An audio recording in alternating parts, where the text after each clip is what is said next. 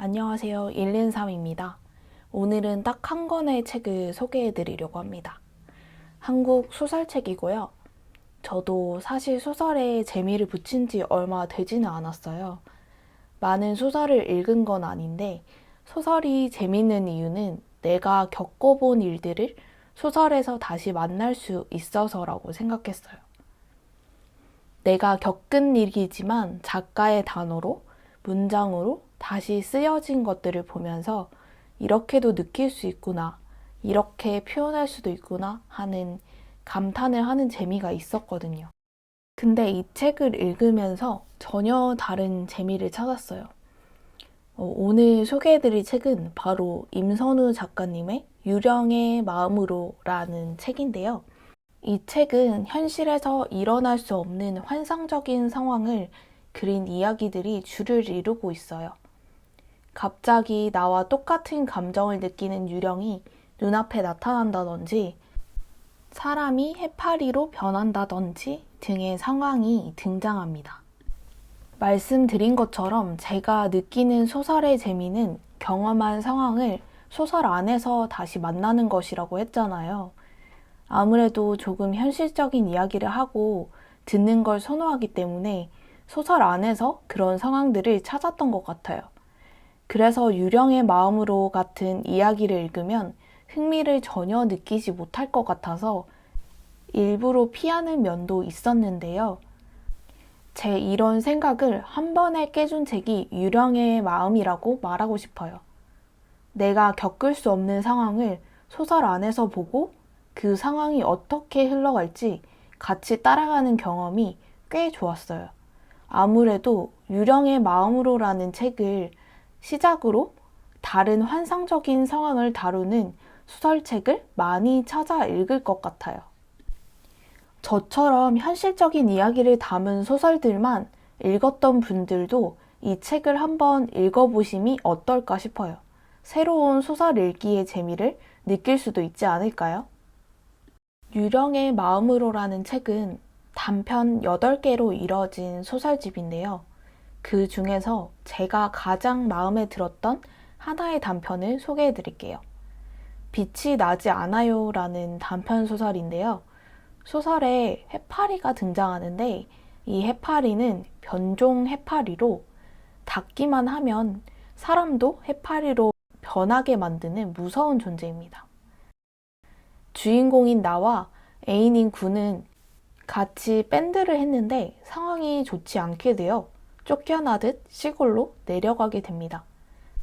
그곳에서 군은 생계를 이어나가기 위해 해파리를 치우는 해변 미화원으로 일하게 되고, 주인공은 구의 동료 어머니가 일한다는 곳에 추천을 받아 일을 시작하게 됩니다.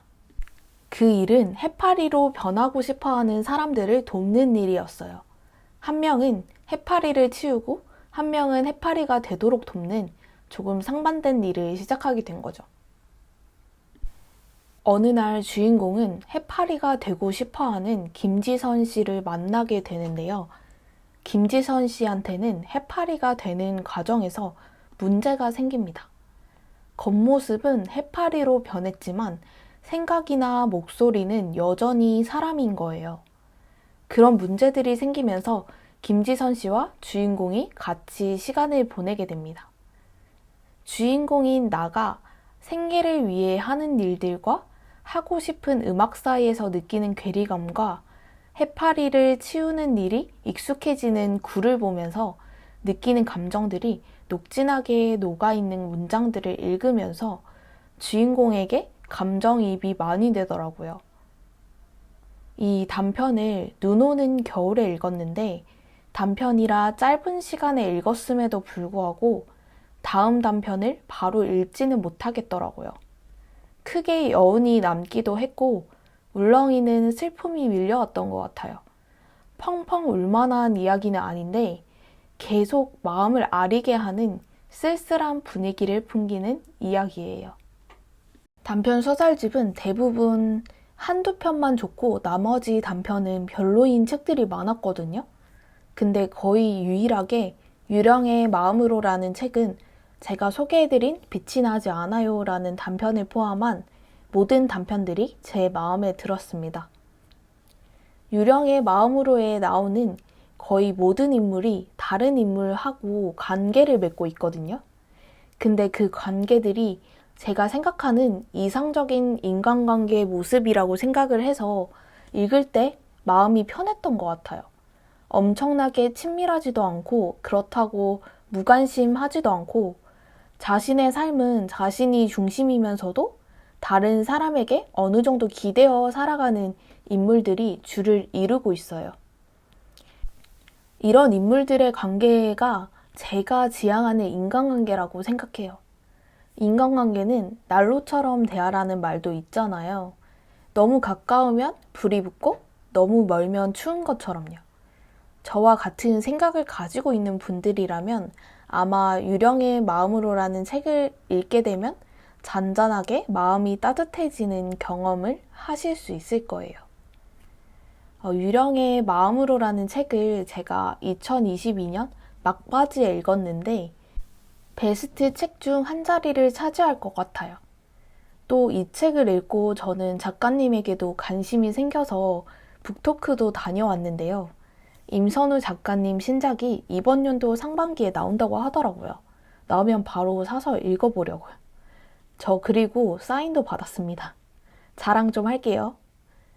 아무래도 좋아하는 작가님 한 분이 추가되지 않을까 싶습니다.